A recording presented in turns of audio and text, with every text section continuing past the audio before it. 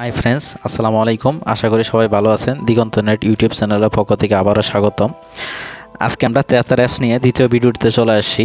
তেথার apps নিয়ে ব্যাপকভাবে আজকে আলোচনা করব যে আসলে তেথার অ্যাপস দিয়ে আপনি অ্যাডভান্স লেভেল কী কাজ করতে পারবেন।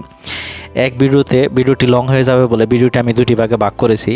যারা এখনও তেথার অ্যাপস ইনস্টল করতে পারেন না বা অ্যাক্টিভেশন করতে পারেন না, তাদের জন্য ভিডিও ডিসক্রিপশনে লিঙ্কটি দেওয়া থাকবে, আপনারা দেখে নিয়ে আসতে পারেন। আর যারা অলরেডি করে ফেলছেন তারা দ্বিতীয় ভিডিওটি দেখতে পারেন।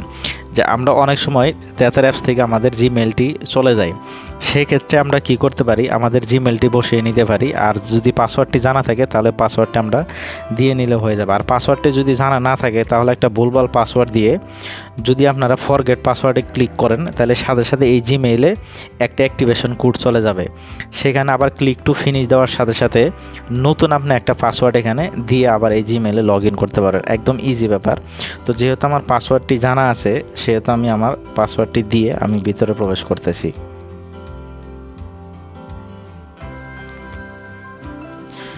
তো লগ ইন করার পর সরাসরি রাউটারটি চলে আসবে। আপনার যদি যে রাউটারটি হোক সেই রাউটারটির নাম সহ চলে আসবে। সে আগের লেভেলের যে রাউটারগুলো আছে, পূর্বের যে রাউটারগুলো আছে, সেই রাউটারগুলোতে ইউজার নেম পাসওয়ার্ড দুইভাবে হয়, user name admin, password admin. যদি কোনো কারণে আপনি রাউটারের ইউজার নেম পাসওয়ার্ড পরিবর্তন করে থাকেন তাহলে এখানে সেমভাবেই বসিয়ে নিতে হবে। আর যদি কখনও ইউজার নেম পাসওয়ার্ড পরিবর্তন করেননি তাহলে সব রাউটারে ইউজার নেম অ্যাডমিন এবং পাসওয়ার্ড অ্যাডমিন।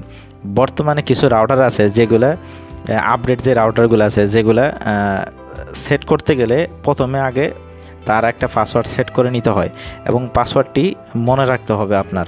কারণ এখন আমি রাউটারে ক্লিক করার সাথে সাথে এখানে একটা পাসওয়ার্ড খুঁজতেছে, অর্থাৎ এই রাউটারে যে পাসওয়ার্ডটা আমি দিয়েছিলাম সেই পাসওয়ার্ডটি আমার এখানে বসিয়ে নিতে হবে। পাসওয়ার্ডটি দেওয়ার পর আমি লগ ইন দেওয়ার সাথে সাথে রাউটারে ঢুকে যাবে। রাউটারে ঢুকে যাওয়ার পর এখানে দুই ধরনের ফ্রিকোয়েন্সি দেখাচ্ছে, অর্থাৎ একটা 2.4G আর একটা ফ্রিকোয়েন্সি হচ্ছে 5G। আমার রাউটারটি ডুয়েল ব্যান্ডের হওয়ায় দুই ধরনের ফ্রিকোয়েন্সি শো করতেছে। যদি আপনার রাউটারটি ডুয়েল ব্যান্ডের হয় তাহলে আপনার এখানেও দুই ধরনের ফ্রিকোয়েন্সি শো করবে। আর রাউটারটি যদি ডুয়েল ব্যান্ডের না হয়, সিঙ্গেল ব্যান্ডের হলে তাহলে একটি ফ্রিকোয়েন্সি শো করবে। আমরা চাইলে পরে এখান থেকেও ফ্রিকোয়েন্সিগুলো আমরা পরিবর্তন করে নিতে পারবো। যেমনটা আমি দেখাচ্ছি এখানে XYZ আছে, আমি দিগন্তনেট অফিস অর্থাৎ 5G এটাকে আমি পরিবর্তন করব, অথবা XYZ এই ওয়াইফাই সিগন্যালটাকে আমি পরিবর্তন করব। আমি এটাতে ক্লিক করার পর যদি এই ওয়্যারলেসে যদি আমি ক্লিক করি তাহলে এই যে XYZ ওয়াইফাই আছে, XYZ এটাকে কেটে দিচ্ছি। কেটে দিয়ে আমি YZZZZ নামে একটা নাম দিচ্ছি। নাম দেওয়ার পর আমি এখানে পাসওয়ার্ড যেটা আছে পাসওয়ার্ডটাও পরিবর্তন করে নিচ্ছি। পাসওয়ার্ড দিতেছি 1234 1234 দেওয়ার পর অবশ্যই 8 ডিজিটের হতে হবে পাসওয়ার্ডটি। আপনি চাইলে আরও জটিল করে দিতে পারেন। তো সেই ক্ষেত্রে দেওয়ার পর আমি সেভ দিচ্ছি। সেভ দেওয়ার সাথে সাথে এখানে বলছে কি, changing the security will be make a loss your wireless connection temporary. অর্থাৎ এটা চেঞ্জ হওয়ার সাথে সাথে আমার টেম্পোরারির জন্য ওয়াইফাই ফ্রিকোয়েন্সিটি চলে যাবে। ওকে দিয়ে আমি একটু সময় অপেক্ষা করব। একটু সময় অপেক্ষা করার পর এটা চেঞ্জ হয়ে আবার আরেকটা ইন্টারফেস এখানে চলে আসবে। এখানে অলরেডি দেখেন একটা ইন্টারফেস চলে আসছে, অর্থাৎ বলতেছে আপনি যদি এখান থেকে কপি করেন এবং কানেক্টে যদি ক্লিক করেন তাহলে যে পাসওয়ার্ডটা আপনি পরিবর্তন করছেন আপনার আর ফ্রিকোয়েন্সিতে যাওয়া লাগবে না, অলরেডি এখান থেকে অটো হয়ে যাবে। আমি এখান থেকে কপি করলাম, কপিতে চাপ দেওয়ার সাথে সাথে পাসওয়ার্ড কপি হয়ে গেছে এবং আই এম কানেক্টেডে ক্লিক করলাম। কানেক্টেডে ক্লিক করার সাথে সাথে আমার রাউটারে লগ ইন হয়ে যাবে। অর্থাৎ দেখতে পাচ্ছেন XYZZ ওয়াইফাই। আপনি চাইলে পরে 5Gটাও সেমভাবে করে ফেলবেন। এখন আমরা দেখব ক্লায়েন্ট লিস্ট। ক্লায়েন্টকে কীভাবে আমরা ব্লক করবো, আনব্লক করবো। ক্লায়েন্ট লিস্টে যদি আমরা ক্লিক করি সরাসরি ক্লায়েন্টগুলো আমার এখানে চলে আসছে। অর্থাৎ এখানে ম্যানের মতো যে সিগন্যালটা দেখা যাচ্ছে একে আপনি চাইলে কখনোই ব্লক করতে পারবেন না, কারণ এটা আপনি নিজেই অর্থাৎ আপনার মোবাইল দিয়েই আপনি রাউটারে ঢুকছেন। তা আপনাকে কীভাবে ব্লক করবেন সেটা টিপি লিঙ্কে করা যায় না। তো আপনি অন্য আরেকটা আমরা XYZ নামে আরেকটা পিসি দেখতে পাচ্ছি, সেটা কি সে কানেক্টেড আছে, সেটাও এই এটা ওয়্যারে কানেক্টেড আছে। তো আমরা আরেকটা পিসি বা আরেকটা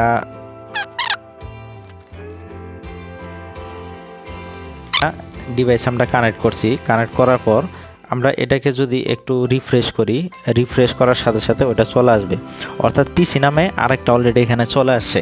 অর্থাৎ আমি বোঝানোর সুবিধার্থে আরেকটা পিসি আমি কানেক্ট করছি। আপনার এখানে 10টা 12টা 15টা হতে পারে। অর্থাৎ এখানে দেখতেছেন ওয়্যার ক্লায়েন্ট, অর্থাৎ তার দিয়ে আপনার রাউটার থেকে তার দিয়ে এটা কানেক্টেড আছে। আর আরেকটা যেটা দেখতে পাচ্ছেন পিসি, এই পিসিটা আপনার ওয়্যারলেসে কানেক্টেড আছে। এটা কোন ফ্রিকোয়েন্সির সাথে আছে? এটা 2Gর সাথে আছে। আর মাই ফোন মানে আমার ফোনটা 5Gর সাথে আছে। অর্থাৎ এখানে স্টেপ বাই স্টেপ আপনি দেখতে পাচ্ছেন যে কোন ফ্রিকোয়েন্সির সাথে কোন মোবাইলটা বা কোন পিসিটা, কোন ল্যাপটপটা কিভাবে কানেক্টেড আছে। তো আমি এই পিসি নামে যে অপশনটি আছে বা যে ডিভাইসটি আছে এটাকে আমরা ব্লক করব। এটাকে যদি ব্লক করতে চাই তাহলে আমরা ব্লকে ক্লিক করার সাথে সাথে কিছুক্ষণ পর এটা ব্লক লিস্টে চলে যাবে। অর্থাৎ নিচে দেখতে পাচ্ছেন ব্লকেড ক্লায়েন্ট, অর্থাৎ একটা ক্লায়েন্টকে আমরা ব্লক করছি অলরেডি, সেটা ব্লকে আছে।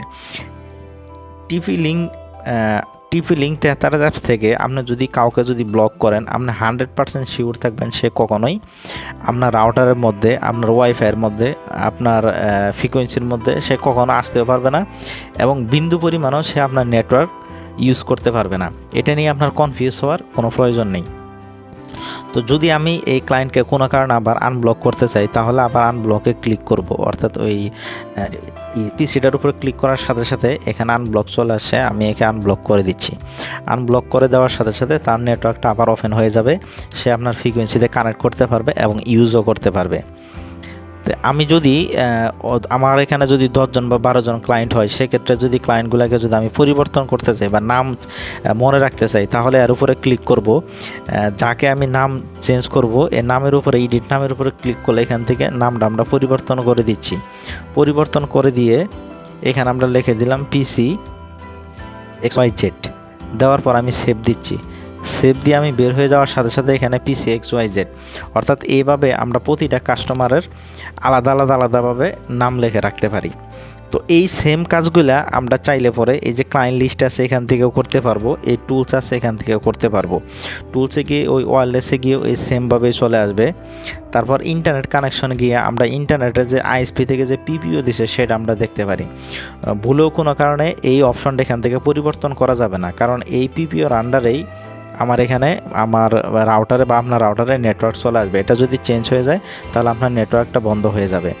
তারপরে আমরা চাইলে পরে এখান থেকে গেস্ট নেটওয়ার্ক, তো এখানে গেস্ট নেটওয়ার্ক নামে দুইটা অপশন দেখতে পাচ্ছেন।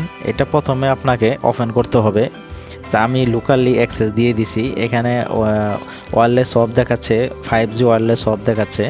অর্থাৎ যদি আপনার দুইটা অলরেডি ফ্রিকোয়েন্সি আছে তা আপনি যদি আরও দুইটা বাড়াইতে চান, অর্থাৎ আপনার রাউটার থেকে টোটাল 4টা ফ্রিকোয়েন্সি শো করবে, সেক্ষেত্রে এর উপরে ক্লিক করবেন, ওয়্যারলেস ইনেবল দিবেন।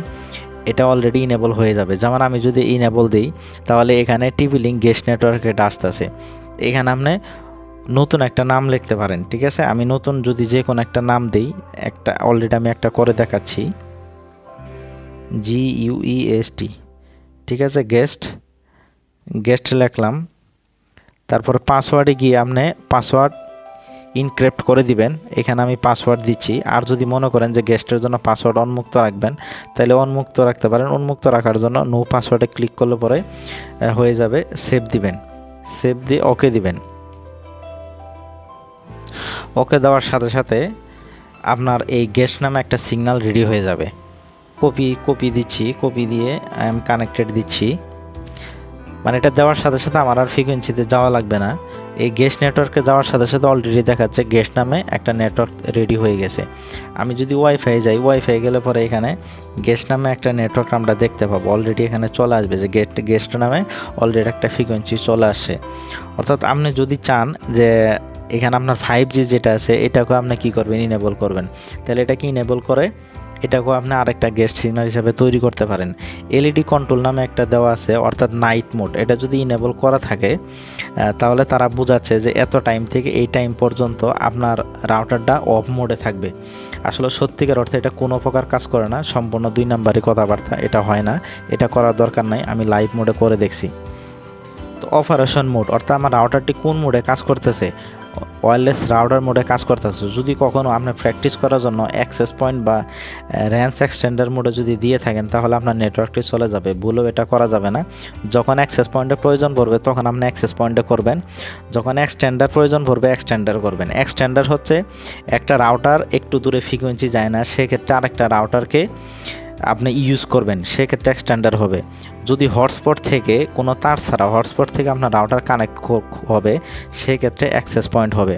আর আইএসপি থেকে তার দিয়ে অনুর মাধ্যমে যদি লাইন হয় সেটা হচ্ছে ওয়্যারলেস রাউটার হবে। তো এরপর আমরা আসতে পারি সিস্টেম অ্যান্ড টুলসে। System and tools most important একটা বিষয়।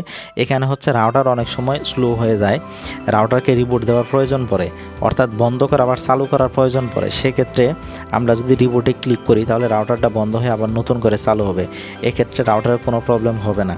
কিন্তু ফ্যাক্টরি ডিফল্ট অপশন নামে যে অপশনটি আছে এখানে যদি আমরা ক্লিক করে ফেলি তাহলে পুরো রাউটারটাই রিসেট হয়ে যাবে। সুতরাং রিবুট দেওয়ার সময় অবশ্যই খেয়াল রাখতে হবে আমার হাতের ফিঙ্গারটি রিবুটে পড়তেছে নাকি ফ্যাক্টরি ডিফল্টে পড়তেছে। আর যদি এখানে লগ আউট আছে, লগ আউট যদি দিয়ে দেন তাহলে আপনার রাউটারটা লগ আউট হয়ে যাবে, অর্থাৎ নতুন করে আবার ওয়াইফাই ইউজার নেম এবং পাসওয়ার্ড দিয়ে আপনার রাউটারে লগ ইন করতে হবে। তো অ্যাডভান্স সেটিংটা হচ্ছে মানে এই রাউটারে যদি আরও ব্যাপক এর থেকেও আরও যদি বেশি কিছু জানা প্রয়োজন পড়ে বা প্র্যাকটিস করার প্রয়োজন পড়ে সেক্ষেত্রে এটা হচ্ছে রাউটার আইপি অ্যাড্রেস। যে কোনো ব্রাউজারে গিয়ে ক্রোম ব্রাউজার, অপেরা মিনি, ইউসি যে কোনো ব্রাউজারে গিয়ে এই আইপি অ্যাড্রেসটা দিলে পরে আপনার রাউটারে ঢোকাবে। তখন আবার সেম একটা পাসওয়ার্ড খুঁজবে, পাসওয়ার্ড দিবেন। তখন আমি যেভাবে অ্যাপসের ভিতরে যে অপশনগুলো দেখতে পেলাম এগুলো তারা ব্যাপকভাবে দিয়ে রাখবে, সেখান থেকে আপনারা করতে পারেন। তো বন্ধুরা এটাই আসলে মূলত এই রাউটারের অ্যাডভান্স লেভেল। যদি ভালো লেগে থাকে তো অবশ্যই ভিডিওটি শেয়ার করবেন। আর যদি কোনো কিছু জানার প্রয়োজন থাকে তাহলে কমেন্টসে লিখবেন, যদি পারি তাহলে অবশ্যই আপনাকে হেল্প করার জন্য ট্রাই করব। ধন্যবাদ, ভালো থাকবেন, সুস্থ থাকবেন।